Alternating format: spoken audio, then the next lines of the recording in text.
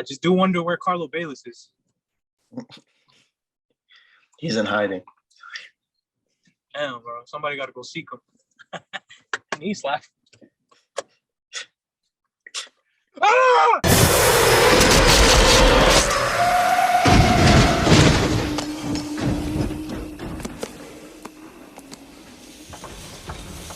What it do with your boy TLew? We back here with another episode with the one and only co-team of the week, E. Pena. What's going on, man? You know, like I said, co-team of the week, like I said last week. You will see me here again as team of the week. Told you guys I'd be back, and now I'm here. How are you doing? You know, I'm looking at your team on paper, and I'm just like, the record does not reflect this. See, that's the thing. You guys are looking at my team on paper, but you're not looking at our hearts. You know, my team got heart. I have been hearing the hate about Jalen Hurts. Jalen Hurts has been the main carrier of this team. And honestly, Miles Sanders has been shitting the bed, but that's all because of Jalen Hurts. Jalen Hurts is taking all the rushes. So we're talking about a good QB, 300 yards a day, as well as about over 80 rushing yards a game. That's a fantasy, that's a recipe for fantasy success right there. And I'm just cooking with it. How do you feel about how the season's been going so far for everybody? It's been a real surprise. I expected my team to be like right in the middle of the pack. Everyone's like, yo, that's cap. You had the worst draft. No, I didn't. I chose my options very well. Right now, I'm hit with the injury bug. Jerry Jeudy, he was projected to go off this season, got injured first week, but you know, I'm not worried about it. Mike Thomas is going to come back soon, so I'm thinking now, my performance now doesn't even reflect what I'm going to do later in the season. Later in the season, I'm going to be even better. But as far as everyone else goes, it's been a good season. Upstairs, Cam came to play. Shout out to Quan. No more undefeated. And one of the best finishes seasons so far. You sound like he was going through a malfunction, bro. Now, is there anything you wanna say to anybody in particular? No one in particular. Pretty much the whole league. All I have to say is like my name and my team has been getting disrespected all season. I mean, I remember watching the first episode. I was like, I'm not in the playoff race. Okay, that's cool. Second week I'm watching, I'm like, damn, all right, now I'm really getting disrespected. And then the third and fourth ones, I'm watching the show. I'm like, what the fuck?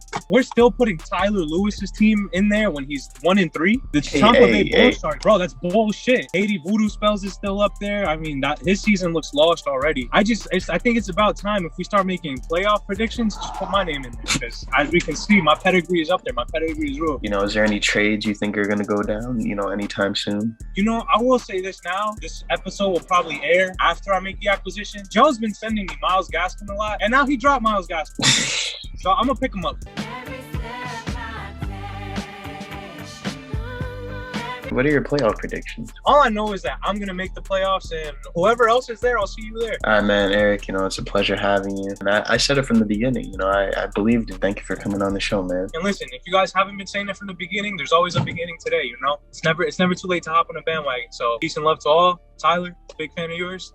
Just, All right, we're just going to cut him off there. You know, just taking way too much airtime. But moving on to the one and only, the only important part of the show, Cap Kellerman. Cap Kellerman, tell me your weekly review. It is your boy Cap Kellerman, and we are back at it in fantasy football. Let's talk about it. Suck my dick, you heard? Fuck out of here. Home Sweet Mahomes is back this week after his tour from Jersey. He wasn't able to survive Irvington, but Patrick arrived in Park Ave and penetrated the pussy, defeating the chubby stomach fat 169-78 in a very dominating effort. Irvington's becoming the most dangerous place to play, as their football team was able to reverse the voodoo spell and obliterate the Haiti voodoo spell 147-96. Irvington is now sitting at 500 after dominating performances from Jalen Hurts, and Saquon finally appeared in Jersey and stole the entire voodoo book from the Haitian team. I'm calling it for Irvington takeover the next couple of weeks. The back-to-back former champs Quanadon FYM defeated the real Slim Brady, ending their undefeated streak. 111-88, Brady didn't show up, but FYM was able to have a really dominant performance from Russell Wilson, who continues to play like, let's not say the words, MVP. Finger My Twat has fingered another twat this time, and he was able to enter the twat of the commissioner. The revenge tour is now sitting at 1-3 with no production from his running backs or the defense. The most consistent team this year so far has done it again with a solid performance from not only quarterback Josh Allen, Deebo Samuels, and his kicker Justin Tucker. Sitting at the best record in the league at 3-1, who can stop the penetration from the one thing? Cam has now finally been upstairs 2 weeks in a row, defeating Champa Bay 96-76. Tannehill had a decent week. David Montgomery came to play with 2 TDs. But Tampa Bay, I don't know what to say right now. They're looking really lost. Now tied for the worst record. Nobody wants to play with Aaron Rodgers. It doesn't even seem like Devontae Adams wants to be there. And in this week's game of the week, CD's nuts spreads them across the Punisher's head top.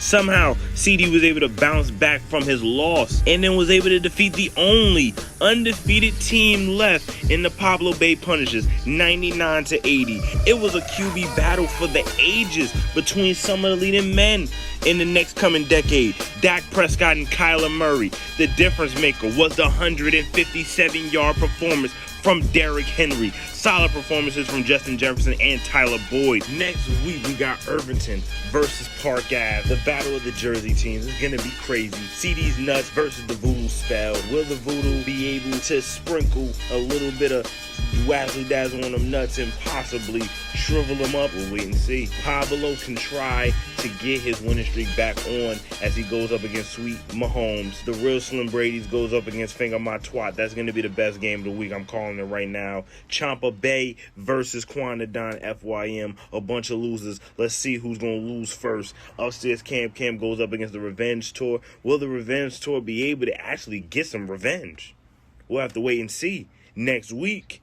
And you see what's behind me. The Red Sox did it to them Yankees. So for all them Yankees fans out there, yeah, I know you mad. I appreciate you, Cap Kellerman. Always a pleasure having you on the show. Moving on to our fantasy team of the week.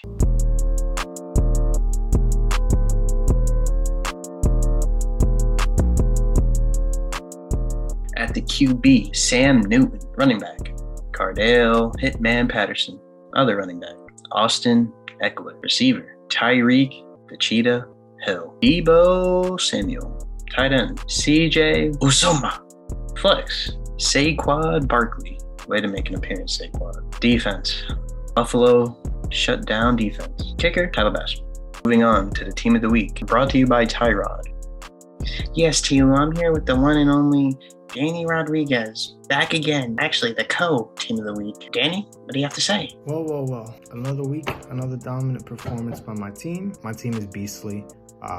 They scored I think it was like 169 points this week. Do appreciate coming on these weekly videos, you know, just to boast about it. But I'm not really that surprised. I don't even get fazed by, you know, that amount of points whenever that happens. This is just me checking in, giving your little weekly team of the week video. Do want to say something else. Major shout out to the Yankees. Major shout out to Carlo. I mean, y'all lost to us at home. We're now 9-1 in the last 10 postseason games, so that's a sight to see.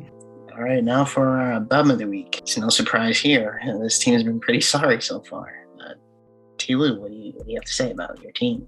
Honestly, I'm just speechless at this point. I'm gonna just have my dog Tedwig do the interview because Aaron told me to relax, and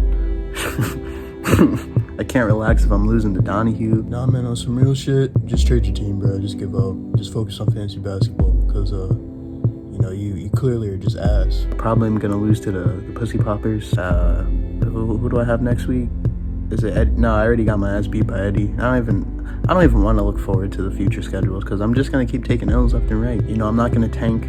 I don't believe in that. I'm gonna still fight. If I can make the 8th seed, then I think I got a shot. Shout out to Carlo. I think I can pull that off. I'm gonna make some trades soon. It won't be as good as the Luka trade, but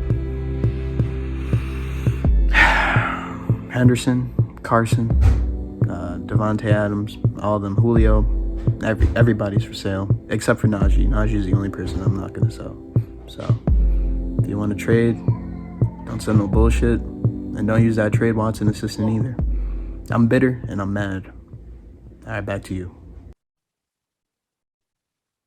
All right, sounds like somebody needs 1-800-GET-HELP. Back to you, TLew. Before we close out this episode, we got some major news. Major trade alert! Toledo Bay Punishers will be giving away TJ Hawkinson in exchange, Cardale Patterson, and Austin Hooper. That'll wrap up our show. Thank you all for tuning in. TLew, signing out.